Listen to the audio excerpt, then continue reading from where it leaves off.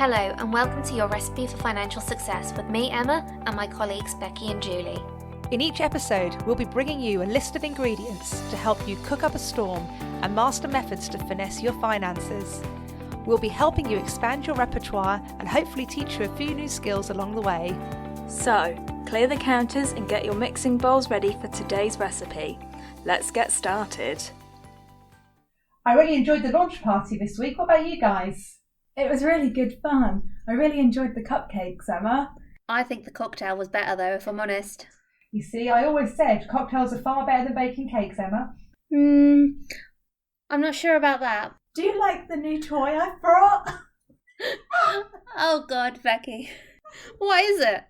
It's a little, sort of like a stress ball, because I kept fiddling with my pen when we were doing our practice runs. So I've invested in a little ball to play with. I see. Well, anything keeps you distracted. Yeah, to stop me clicking on my pens. So guys, what have we all got planned for this weekend? Not a lot. Depends on what the weather's doing, I think. What about you, Julie? Well, actually, I've got a bit of an exciting weekend planned. We're actually going away for a couple of days for the first time since lockdown. I'm off to King's Lynn for the weekend. Ooh, sounds exotic. I know, but it's not far to go, and it's just a breakaway. And we're actually off to Houghton Hall to see a sculpture exhibition. Are you trying to say the word exhibition there by any chance? Let's just say we're going to Houghton Hall to see some sculptures. That sounds great. Well, I think it's time for today's episode. Becky, do you want to introduce it? Yeah, thanks, Julie. In this week's episode, we're choosing the toppings to add to our very own budgeting pizza. Ooh, that sounds delicious. So I've been looking through my bank statements, and I don't know about you ladies, but since lockdown started, I have saved a fortune.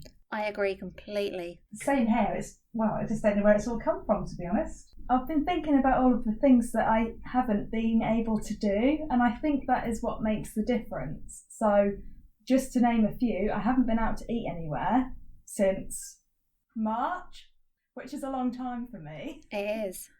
All right. Well, I had 18 weeks without a haircut, so that was a big increase as well. Not had my nails done either, so no morning coffee on the way to work. I've noticed that one. Normally when we're out and about, we're always stopping for a coffee, so I've saved a lot there. And lunches as well. I mean, I've been bringing my own lunch in every day, which has made, I've not had to pop out to go and get lunch, so that's made a difference too. What have you been doing then with all this extra money and obviously extra time? What have you actually been doing? Well, it sounds quite sad actually, but because I have had more time to spend at home, I have actually had more time to have a look through my bank statements and credit card statements, and actually have a look at how much money I do spend in a normal month when we're not in lockdown, against what I've spent since we have been in lockdown. So it's been quite scary, shall we say, to see just how much money I spend for every month. So you're going to be impressed now. I actually did some research into lockdown budgeting and saving, thinking that we can't be the only ones that have managed to do so well. And I actually found a statistic that says that the typical UK households are potentially spending up to 29% less in lockdown. Well, that's actually quite good news, because even those who are furloughed on 80%, so earning 20% less, that still means there's a 9% there, but they're still hopefully saving. Exactly.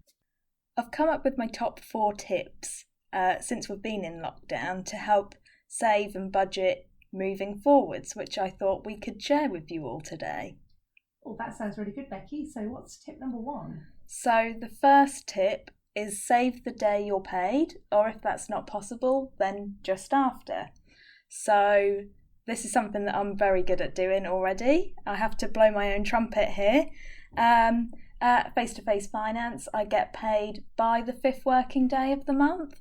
So I've got a direct debit set up to pay money from my current account to my savings account on the 10th of every month. So that means that I will definitely have been paid by then, and it's still at the start of the month after I've been paid. So that money's gone straight out of my account.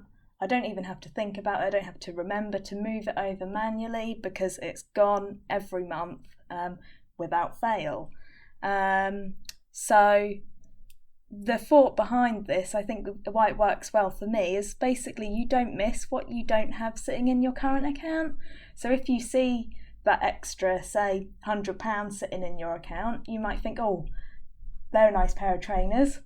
I'll have them because I've got that £100 sitting there.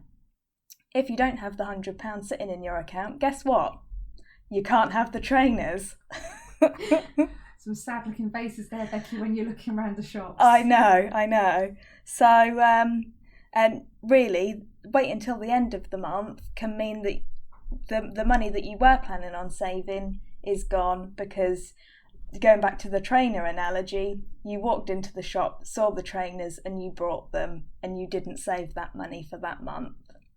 No, that sounds a really good tip, Becky. And I think that we all probably realise that we all live to our means. You know, when we first started out in our careers and we were earning a lot less money, we lived to that mean. We didn't have not enough money. We just managed as we were. And as we've earned more over the years, we've then spent more. So we can then afford to have a more expensive haircut, have our nails done, go for a massage and go for cocktails with the girls, not be thinking, oh, we need to go somewhere it's on a happy hour. We can actually go and have nice drinks. Yeah. You know, definitely it makes a lot of sense to make sure you're getting that money out of your way, really. Yeah, out of harm's way, out of sight, out of mind. So my next tip is to look back over your old bank statements. And I'm sure that I can't be the only person that finds satisfaction in doing this. I'm a bit concerned what you get up to at the weekends, Becky. I have a wild life, Julie. So the reason that I've added this to my top tips is basically to scare yourself into saving. I looked at my March bank statement pre-lockdown and compared it to my April post-lockdown bank statement, and I was shocked at how much money I saved. Just little transactions here and there, sort of almost like frittering money away on the odd coffee or a treat, a chocolate bar when I popped to the supermarket, just because I was there and because I fancied it. But if I, do that every time I go shopping, then it all adds up over the space of a month. Certainly those morning coffees add up. I mean, I'm not sure how much a coffee costs from one of the high street chains, but it certainly would build up over time if you're not not spending that money every morning. Especially if you're me and you have to have 2 or 3 every morning to get you going. This is true. Yes, I forgot, Becky. 9 years of working with you, I should know not to ask you any questions before you've had your 2 morning coffees. So I think the sort of key thing as well when you're looking through your bank statement is to ask yourself, what does that transaction relate to? What did I buy? And think, did I actually really need that? So maybe you went and you impulse bought a top in a sale and it's sat in your wardrobe since the day you bought it. So think, do I actually need to spend that money? Very valuable lesson there, Becky, because I'm sure that Emma will agree. We've all got clothes in our wardrobe that we've only ever seen one outing, or not even an outing at all. Or probably in your case, Emma, shoes. I've definitely got several dresses that I've bought for a special occasion, and that special occasion's never quite come. So Becky, what's our top tip number 3? My third tip sort of links back to my second tip, but it actually relates more to direct debits. So check what direct debits you have set up for every month, that go out every month. And if there's some that you're subscribed up to but you don't know what they are, or perhaps you don't use them, then cancel them. So one thing that I'm awful at doing is signing up for a free trial of something and then forgetting to unsubscribe at the end of the trial, and then I get charged from my account for a year of something that I have no intention of using. I've done something quite recently, actually. I've been through a similar exercise, and I was signed up for a book group where I got a book sent to me every sort of 6 weeks. And I realised that I didn't like any of the books that I was receiving. So I have actually cancelled my direct debit for that. Oh dear. And another thing I think is also with your apps on your phones. there's lots of times where you suddenly think, oh, hang about, what's that sort of $9.99 come from?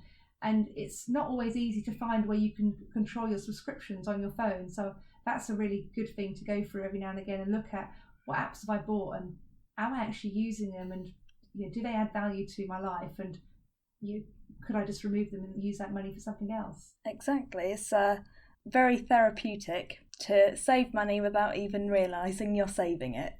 The other one that I always forget about is the PayPal reoccurring payments.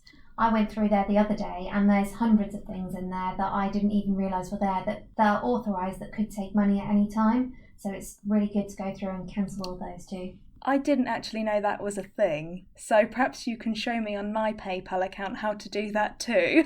As I only started my first PayPal account last week because Becky got sick of using hers for me. Hopefully I'm okay on that one. I'll definitely show you, Becky. When we're finished, I'll show you where it is. Thanks, Emma. What's your last tip then, Becky? So my last tip is, again, it's something that I actually already do, and that's to set up a separate bills account. So like with your savings, set up a separate account for your bill money to go into.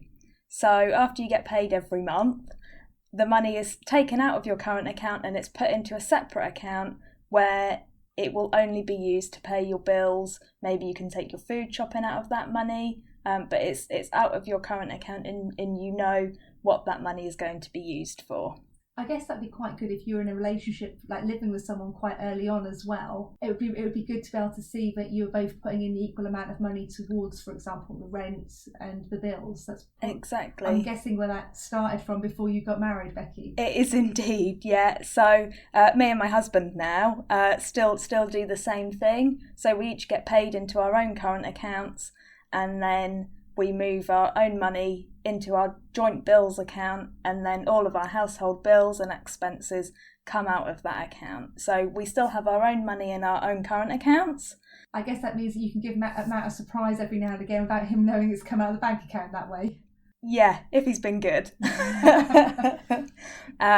So the money that I've got in my own current account I know is my money, and I'm not going to have any unexpected utility bills coming out of my current account money because it'll come out of the bills money.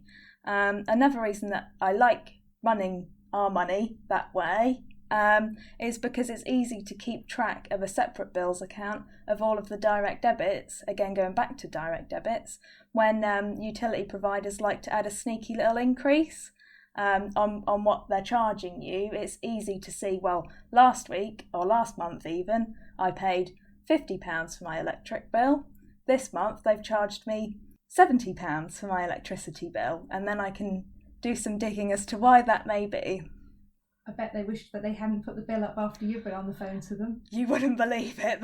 They're bleeding.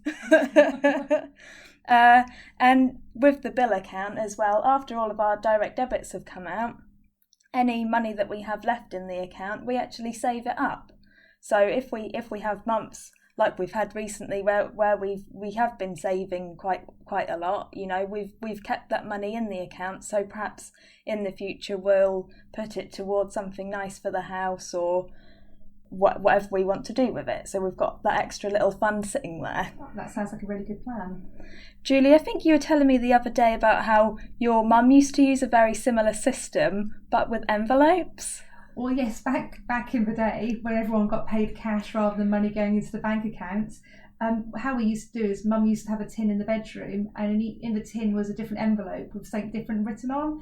So it might be like electricity, and it had like £3 a week, water £2 a week, holidays. I think there was a holidays envelope there as well, so that was like £3 a week.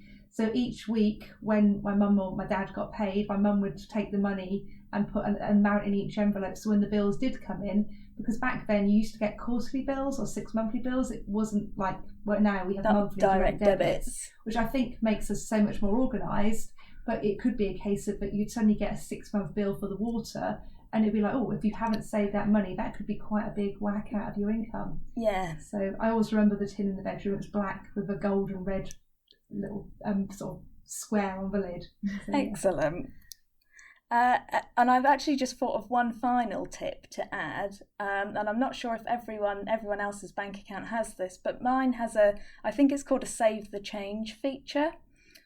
So each time I spend money on my debit card, when I go into my banking app on my phone, it will prompt me, if the transaction wasn't to a full round pound, it will prompt me to save the change and round that transaction up to a full pound, but move the difference into a separate savings account. That's really clever. I've never heard of that one before. It is really clever, and it's also quite addictive as well. I can imagine, Becky. So to give you an example, say I brought a coffee, because that's what we've been talking about, for £2.50 on my debit card. The next time I go into my app, it will ask me if I want to save 50p, which is the difference between the full pound and the £2.50 that I've spent into my separate savings account that I have. And I guess that adds up after a while as well. Reminds me a little bit of when I was younger. I had a part-time job as well as my full-time job. I used to put that money aside for holidays. Yeah. So I thought that was quite a nice way of doing it. It was money that I wouldn't have had normally, and it would be nice to save it for something nice. And I used to save it up and then go on holiday, which also reminds me of when the new £5 note came out, Becky.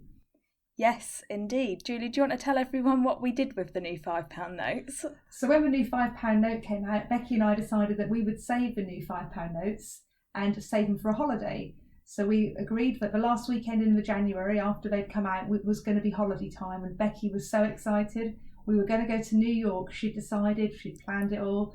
And so when we came to like the middle of December, we thought we'd better add up and see how much we've got. And I rang up my friend who's a travel agent. I said, we've got this much money, there's 4 of us, can we get to New York? And she sort of had to break it to us that probably with less than £200 each, that wasn't really going to happen. But we did manage a long weekend in Alicante between the 4 of us, which was very pleasant. We did indeed. We even made it to Poland the following year. We did, definitely. So you see, add up those £5 notes, so we'll see where we get to next year. I was actually thinking about our £5 note trips, and I actually did some research into different other fun ways of saving money without realising you're saving money. So I don't know if either of you have heard of the 1p challenge. No, what is it, Becky? So, funnily enough, it involves saving pennies. So you start by saving 1p each day. So on day 1, you save 1p, surprise, surprise. On the second day, you save 2p, and then so on. So day 3 is 3p, day 4 is 4p, and so on, so forth. Oh, so basically up over the year, you build up to saving £3, up to £3.65 a day then? Yeah, exactly. Do you want to have a guess at how much you'd save over the whole year? Oh, blimey, that's a hard one. What do you think, Emma? Oh, I'm going to take a random guess at £450. Oh, I'll go 520. You're both wrong, and it's actually higher than both of the. Wow, well, that's good. That's a lot more than I was expecting then. It actually works out to be £667.95 in the year. Well, that would work out towards a good whack towards a holiday. That almost would get me to New York, I think. Let's not get carried away, Becky. So another different way that I found to save is basically to set yourself a mandate where you don't pay full price for anything. Well, how do you manage that? So you make a rule that if you're going to treat yourself, you can only treat yourself if what you're going to buy isn't full price. So say you wanted to treat yourself to a new dress for going out, you could only do that if the dress was in the sale, or you could get a money off code for it. Wow, Emma, how would you manage that? That seems a bit harsh for you. I'm not sure how I feel about that one. Sorry, Emma. But you are right, there's lots of websites out there who do some really good bargains. So, and there's lots of offers about there. We just got to find them for Emma and her dresses. I know my husband is a bit of a cashback website fiend. So if he can save some pennies on the old cashback websites, then he's logging in and doing that.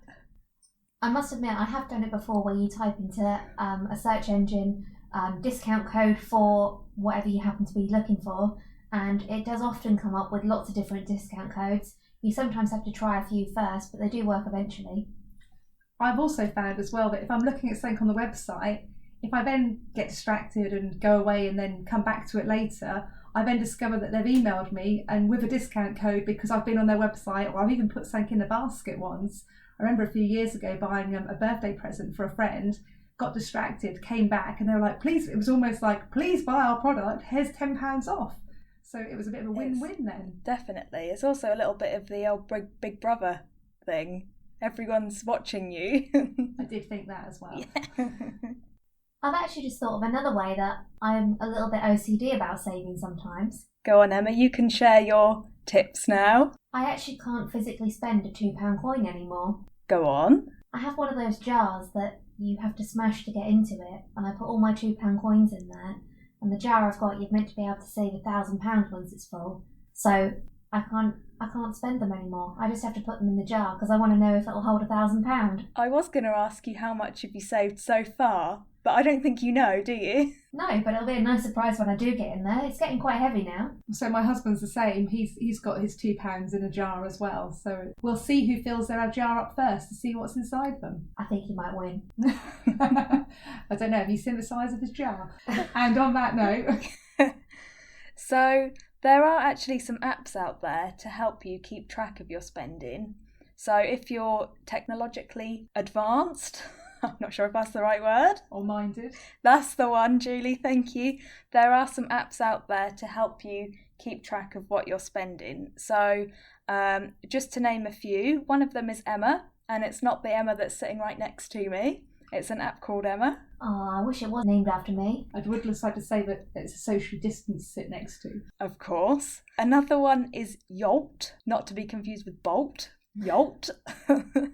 And the other one that I found is called Money Dashboard. So if you're interested after listening to this episode, there are different methods other than those that we've mentioned to help you keep track of your spending. And with that, we've completed today's recipe. We hope you have enjoyed following along with us today and cooking yourself one recipe closer to a financially secure future.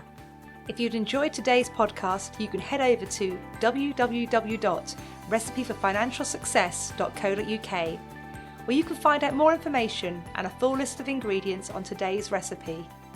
For more hints, tips and tasters, find us on Facebook at Your Recipe for Financial Success. Thank you for listening and see you next time.